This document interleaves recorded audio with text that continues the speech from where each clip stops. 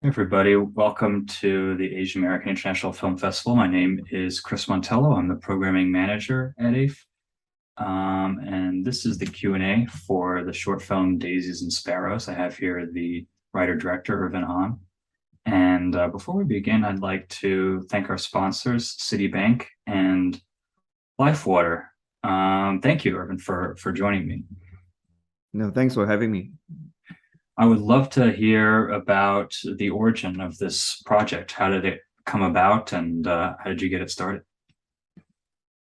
Um, well, sort of because I also own I run a little studio here in Singapore, and we every year or a couple of years we try to make a short film, right? So I think there's always sort of a short film in development in our pipeline, on top of sort of the usual work. Um, and I think for this particular one, the idea was really to explore sort of the journey of parenthood. Right now, I'm not a parent, so it's not a tribute to myself or anything, right? So it is really I really drew from obviously my experience with my parents, but I think more so my experience from observing friends and families, as parents, as children, and trying to sort of encapsulate this sort of experience into something that feels a little bit, I suppose, sort of a wistful cycle of life. And I think in some sense, sort of so for me at least, it's sort of a representation of a broader sort of a Chinese diaspora, or also or Asian at least, sort of the Asian experience of growing up, leaving home, and what our relationship with our parents feel like in different stages of our lives. Yeah. And why did you choose the specific, I guess for lack of a better word, presentation to have it be silent and accompanied by piano? What was sort of the thought process behind those elements? Because interestingly, or perhaps not so, I've done about 10 short films to date, over the last 15 years or so, and all of them have been silent films. I do a lot more scripted content for series and for other kinds of projects, but for short films, I have a particularly sort of a love for the silent treatment. This story in particular feels like it sort of lends itself to that approach. Really, just let the visual and the music really is the one that's doing the storytelling in many ways as well. Yeah, so it just felt really natural to sort of go with that kind of treatment. Yeah. Can you talk more about the music? Like, what was it like working with a composer, or how did you go about that?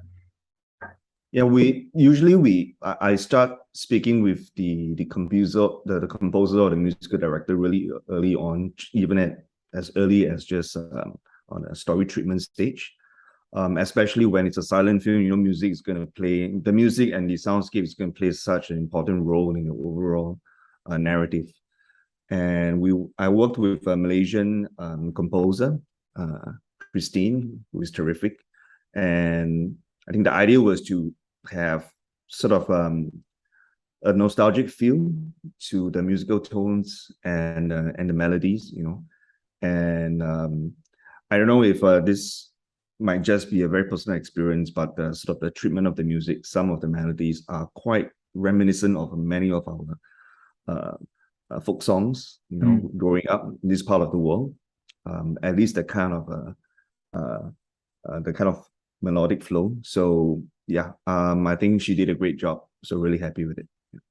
Yeah, it was really great, and it made me think about it made me wonder kind of which came first, the musical score or the animation. I imagined it almost like being in a silent movie theater and having somebody sort of improvising, playing along, but it also does feel, of course, very composed.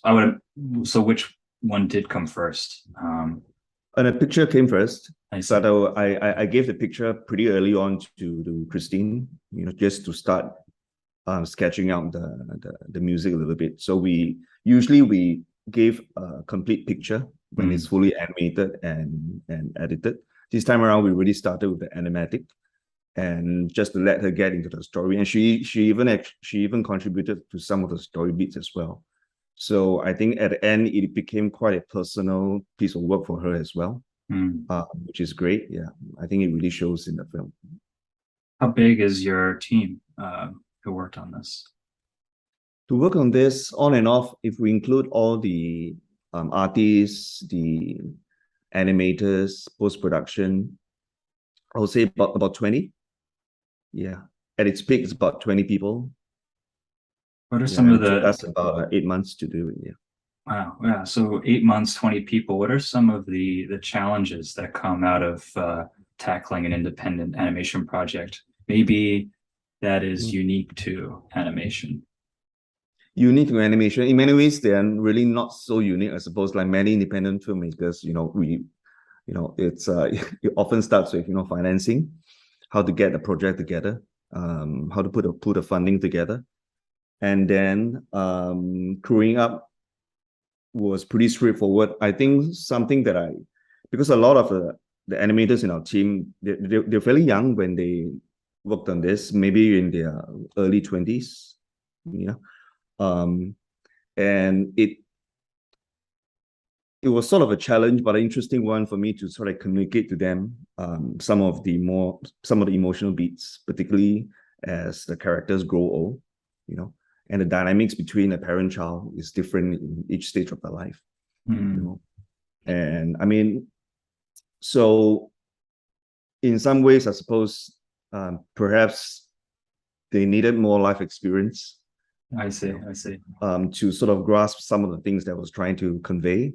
I mean, I'm not young, but I'm certainly not too old. But I'm at an age where going to my late 40s now. There is certain sort of outlook that has sort of changed my views on my relationships, over the last 30, 40 years with my parents and my siblings and whatnot, and my family in general. So these are some of the things that I have tried to convey to the animators, and hopefully, they sort of at least have a grasp of, what I'm going for. Yeah.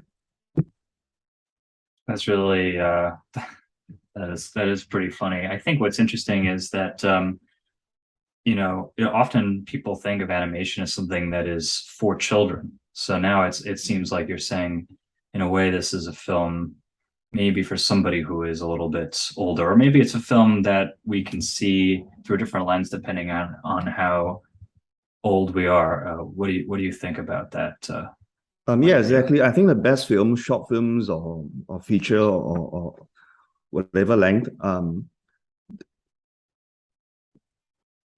you tend to have I mean the best ones, at least for me, you tend to get something out of it, something different out of it, depending on what stage of your life you're in. So you could watch a film, today, and 20 years down the road, you watch the film again, you might get something completely different out of it. And I think many of us would have that experience with our favorite films.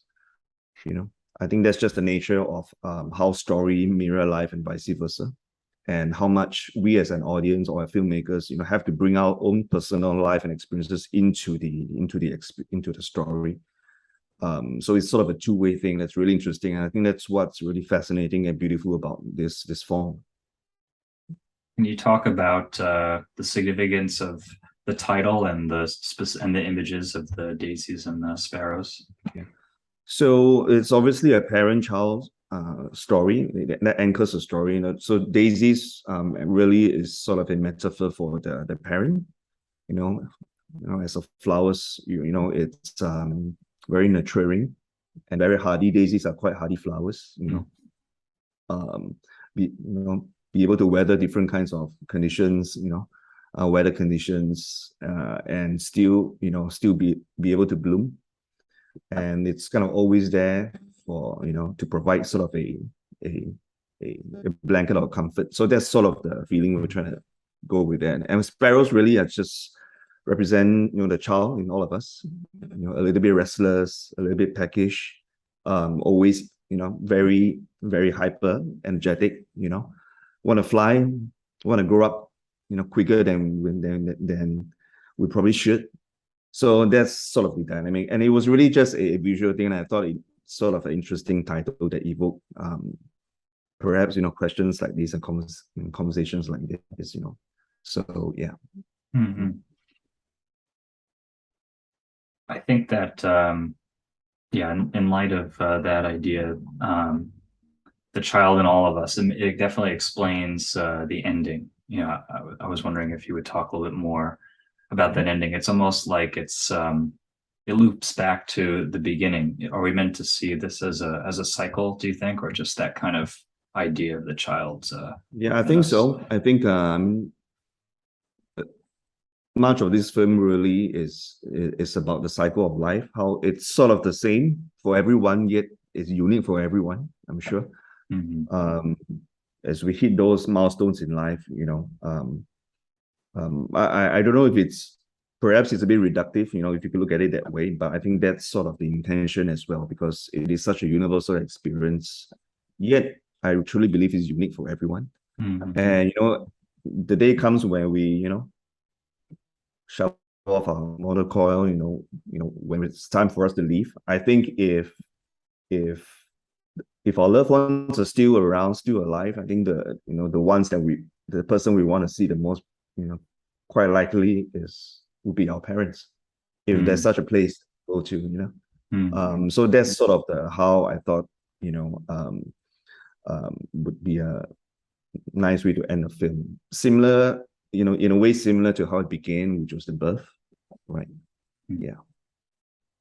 Um, Before we begin, I was mentioning to you that I was very pleased how many submissions we received that were animation. It's kind of a rarity, and a lot of them, not all of them, but a lot of them were from students.